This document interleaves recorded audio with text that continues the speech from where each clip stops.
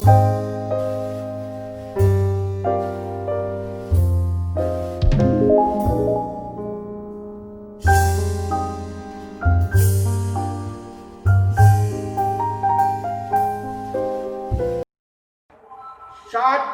दीपांजी की प्रेरणा मुनि जीत के जीवन को हमेशा हमेशा के लिए प्रकाशवान बनाने वाली बन जाती है और उसी दिन से मुनि जीत के मन में साध्वी दीपांजी के प्रति अपने आप ही एक नई श्रद्धा की जागरण प्रदान करने वाला बन जाता है और मुनि जीत को मुनि दीपांजी के रूप के अंदर अपनी माता कल्लू का दिग्दर्शन होना प्रारंभ हो जाता है और उसी दिन से मुनि जीत ने मुनि दीपांजी कुशाती दीपांजी को एक महत्वपूर्ण स्थान है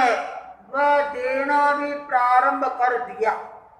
आचार्य भारमल जी के बाद आचार्य रायचंद जी का युग आता है और आचार्य रायचंद जी के युग के अंदर साध्वी दीपांजी एक सर्वे सर्वा साध्वी के रूप के अंदर उभर कर सामने आती है और उस समय तेरा पंड धर्म संघ के अंदर साध्वी प्रमुख का एक रिवाज नहीं था, पर जो कार्य करने वाली साध्वी होती उनको महासतियों जी के रूप में पुकारा जाता था। आचार्य रायचंद जी के युग के अंदर साध्वी दीपांजी को महासतियों का स्थान है वह प्राप्त होता है।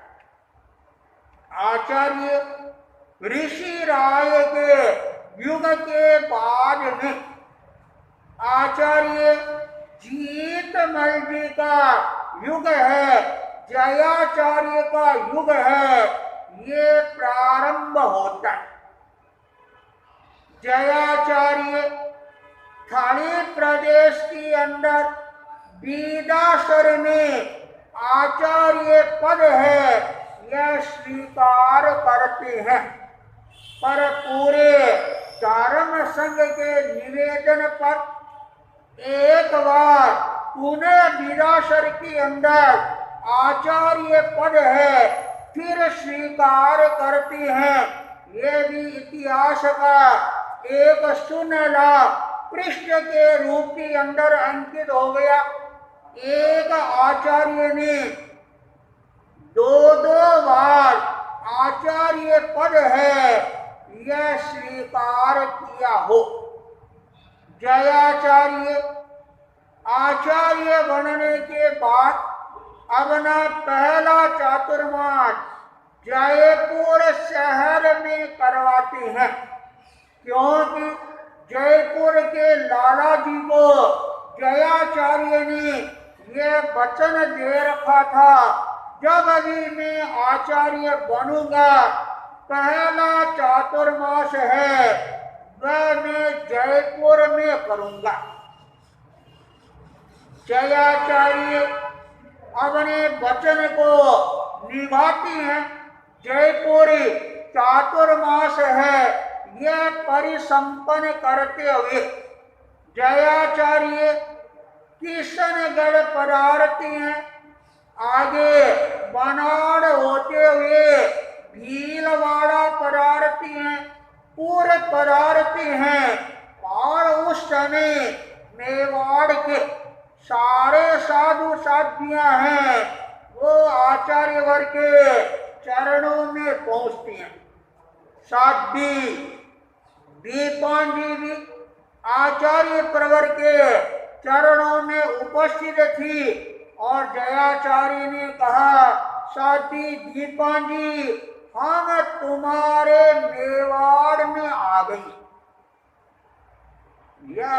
सुनकर साध्वी दीपा जी ने विनम्रता के साथ में निवेदन किया, प्रभु मेवाड़ मेरा कहां से हो गया, और ये मेवाड़ तो आपका ही है।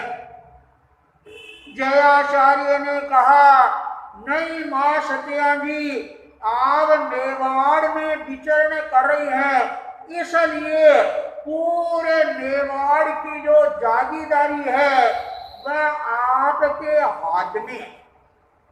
और हम आचार्य बनने के बाद पहली बार मेवाड़ में आई, और बोलो हमारे को मेवाड़ में कहां कहां विचरण करना चाहिए।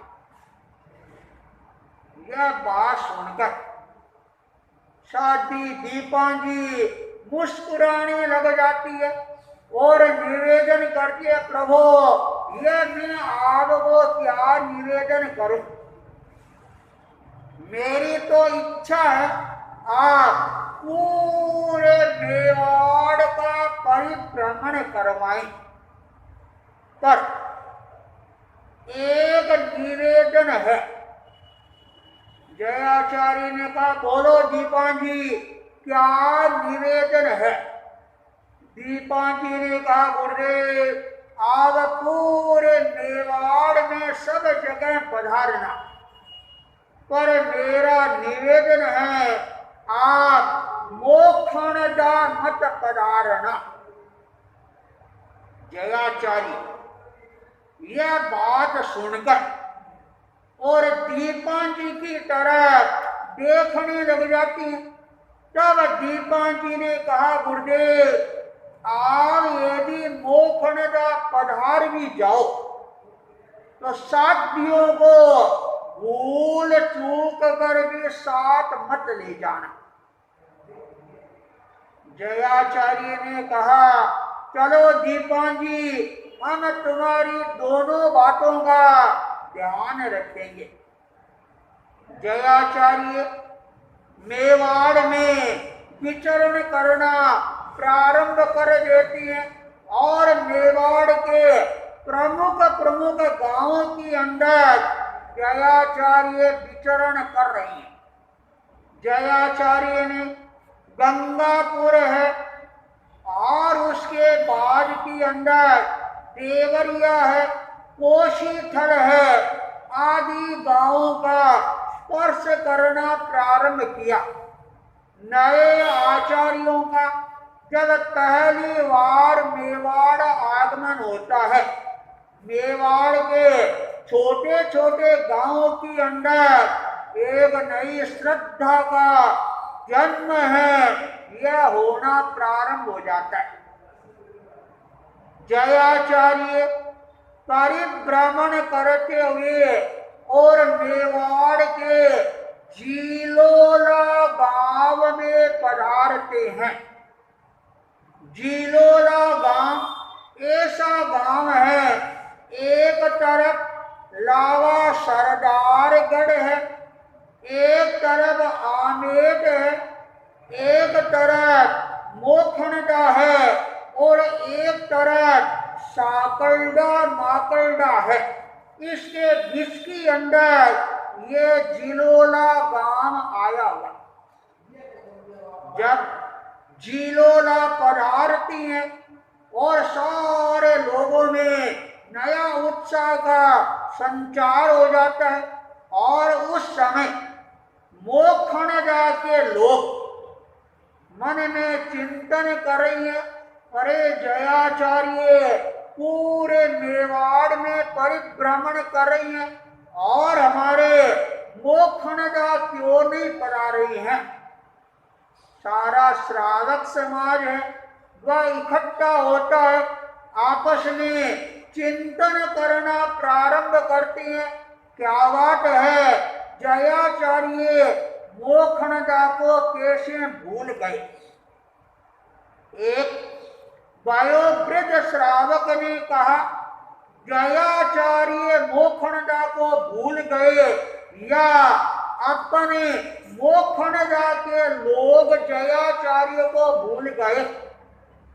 आज तक हमने दर्शन किया जयाचार्य को मोखनदा पधारने के लिए निवेदन किया। एक श्रावक ने कहा, अरे इसमें क्या निवेदन करना, ये तो जयाचार्य का दायित्व और कर्तव्य बनता है वह आकर और मोखनदा को संभाले। उस वयोवृद्ध श्रावक ने अपने अनुभव से कहा, देखो संसार के अंदर जब तक बच्चा रोता नहीं है तब तक माँ भी उसको दूध नहीं पिलाती है। अरे जब तक तुम जगोगे नहीं, आरज नहीं करोगे, तब जयाचार्य मोखनदा कैसे पधारेंगे। सारे श्रावक समाज के अंदर एक नई जागृति है, उसका संचार हो जाता है। सबने सोचा, अरे जिलोड़ा है कितनी दूर, और अभी चलेंगे और आधा पौन घंटे में जिलोड़ा पहुंच जाएंगे।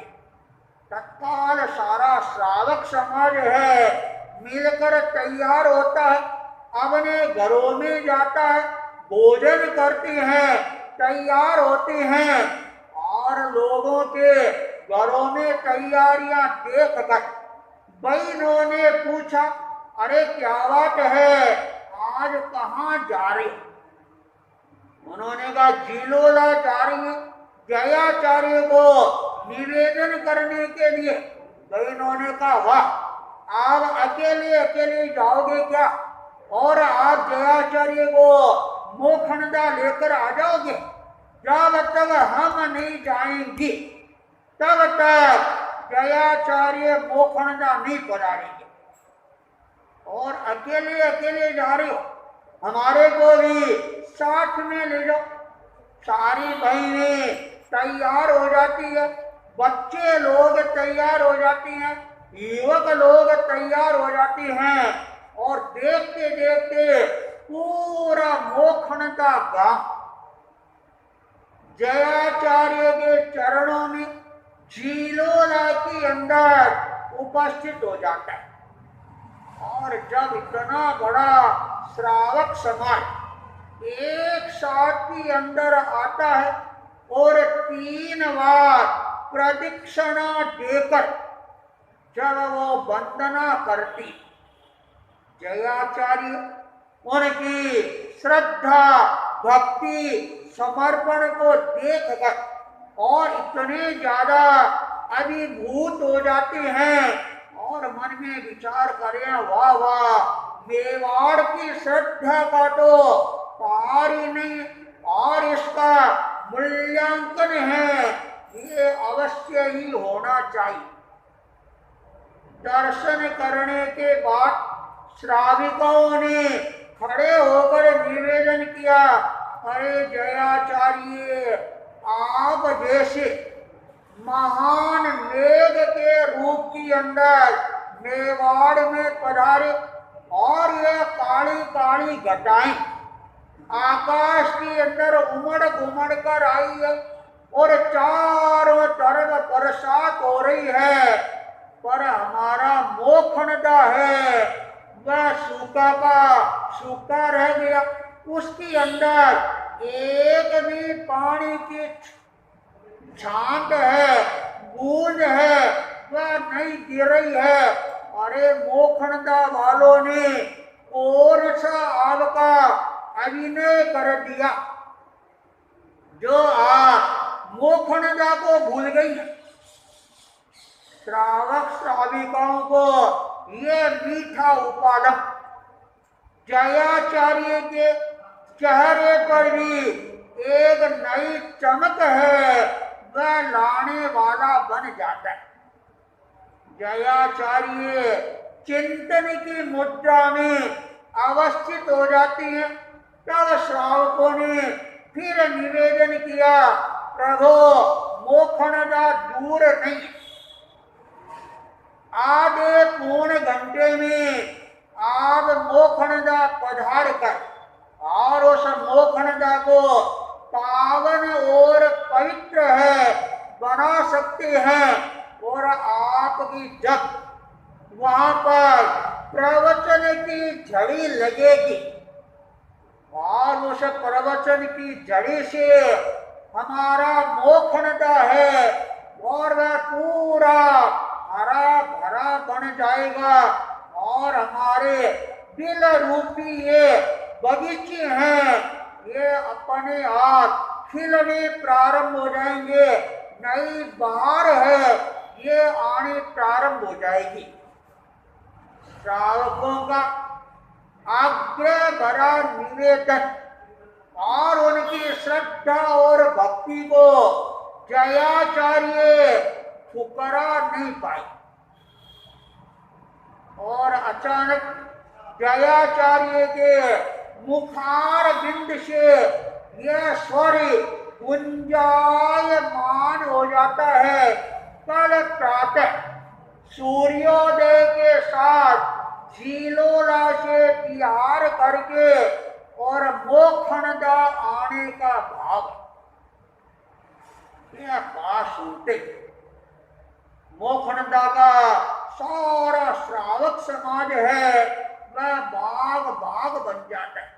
जयाचार्य के चरणों में नतमस्तक हो जाती हैं और जो अपनी पगड़ियां उतार उतार कर रखी थी उन पगड़ियों को बाकी सबने मस्तक पर धारण करना प्रारंभ कर देते हैं और निवेदन करें प्रभो हम कल प्रातः काल सूर्योदय के साथ की अंदर आपकी अगवानी के लिए आपके चरणों में हाजिर रहेंगे। श्रावक समाज मोखनदा की ओर मंगल पाठ का श्रवण करके रवाना हो जाता है। जयाचार्य उनकी भावनाओं के अंदर इतने ज्यादा बह जाती हैं साथ ही दीपांजी का जो कहा हुआ शब्द है उस शब्द को भूल जाती है। दीपांजी ने कहा था आप भूल चूक कर मोखनदा मत पधारना और दूसरा सत्य कहा था यदि मोखनदा पधार भी जाओ तो साथियों को साथ में मत ले जाना। पर जयाचार्य उस समय उस दोनों बातों को भूल जाती हैं और साथ ही दीपांजी उस समय आमेट में प्रवास कर रही। जयाचार्य झीलोड़ा में रात्रि प्रवास परिसंपन्न करके प्रातः सूर्योदय के साथ मोखनदा की ओर अपने चरणों को गतिशील बना देती हैं। साथियां साथ में थी उन साथियों को भी साथ में ही ले जाती। जयाचार्य झीलोड़ा के गांव बाहर पधारती हैं और इतने में मोखनदा का श्रावक समाज जयाचार्य के चरणों में हाजिर हो जाता है और निवेदन करता है प्रभु पधारो पधारो मोखनदा को पावन और पवित्र है ये करने के लिए पधारो। जयाचार्य उनके उत्साह को देखकर और ज्यादा उत्साहित हो जाती हैं और जयाचार्य के कदम अचानक तेजी के साथ में उठने प्रारंभ हो जाती हैं और थोड़ी देर में मोखनदा की सीमा है वह सीमा आ जाती। श्रावकों ने निवेदन किया प्रभु आप मोखनदा की सीमा में पधार गई हैं और वह सामने हमारा मोखनदा गांव नजर आ रहा है। जयाचार्य मोखनदा गांव को दूर से निहारती हैं और सूर्य की किरणों से सारी धरती है वह प्रकाशवान बन रही थी।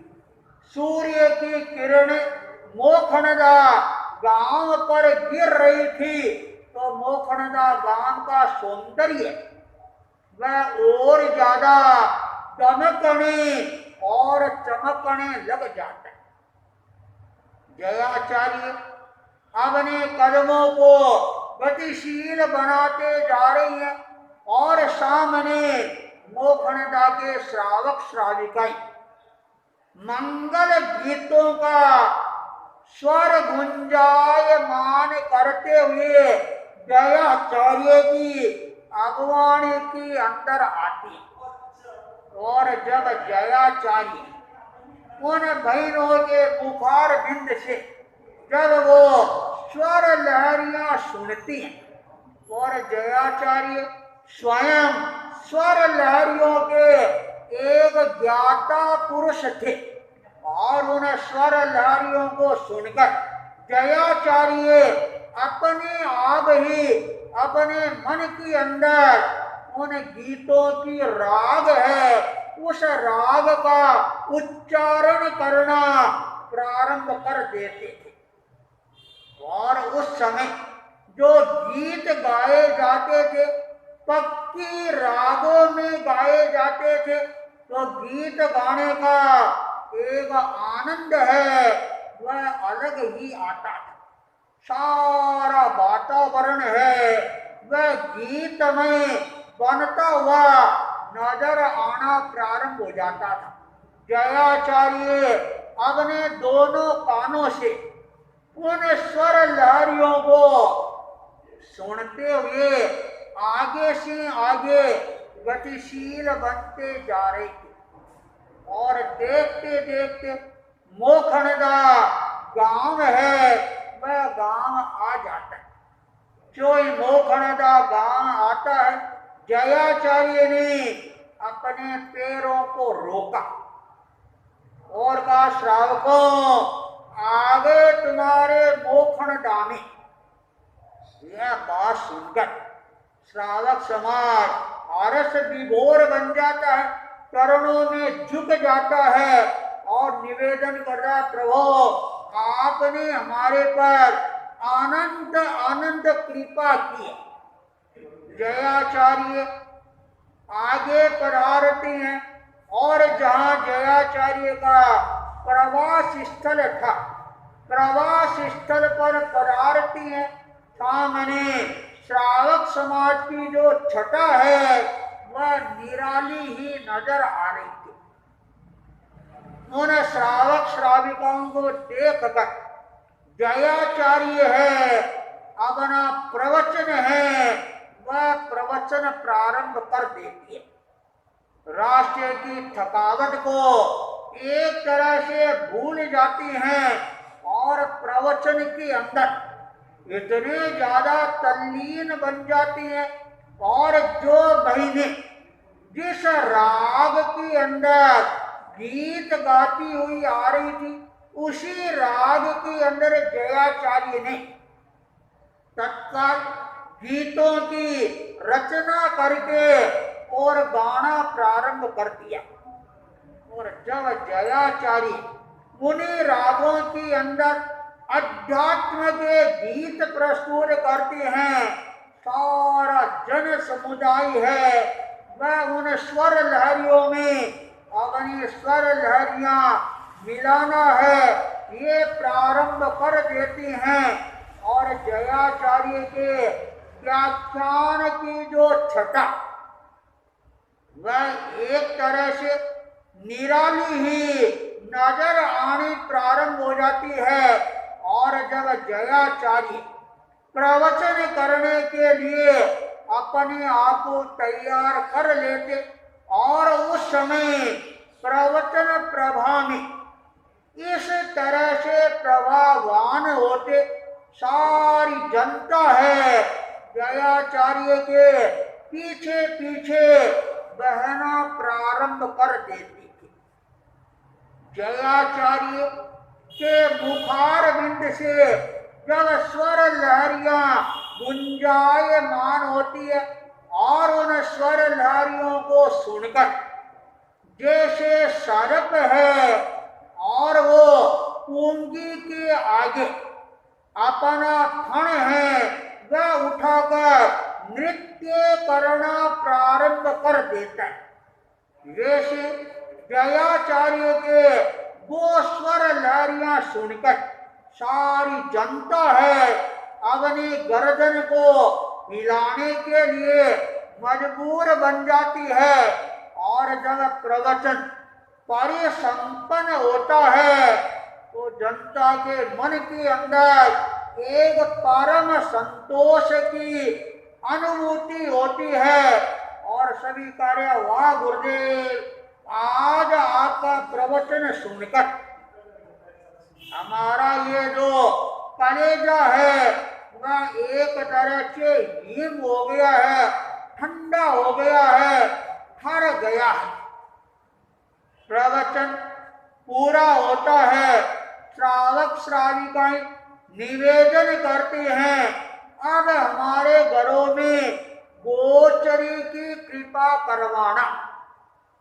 जयाचार्य ने साधु साध्यों को निर्देश प्रदान किया, सभी श्रावक श्रावकों की भावनाएं हैं इनको पूरी करना, पर जयाचार्य स्वयं दीपान जी के उन दोनों बातों का विस्मरण कर देती हैं। मोखणदा पधार गए, साध्यों को साथ में ले गए, पर दीपान जी की बात पर जयाचार्य ने ध्यान नहीं दिया। इसका जयाचार्य को क्या परिणाम भुगतना पड़ता है। और उस मोखणदा गांव के अंदर इतिहास के एक महत्वपूर्ण सुनहले पृष्ठ का सृजन होता है और वह जो सुनहला पृष्ठ है वह हमारे को हमेशा नई प्रेरणा प्रदान करने वाला बन जाएगा। उस मोखणदा में जयाचार्य के जीवन के अंदर जो सुनहला पृष्ठ है वह सृजित होता है और जो अंकित होता है वह सुनहला पृष्ठ है वह कैसे वहां पर सृजित होगा। और जयाचार्य उस मोखणदा के अंदर क्या अनुभूति करेंगे और साथ ही दीपान जी का किस रूप में स्मरण करेंगे।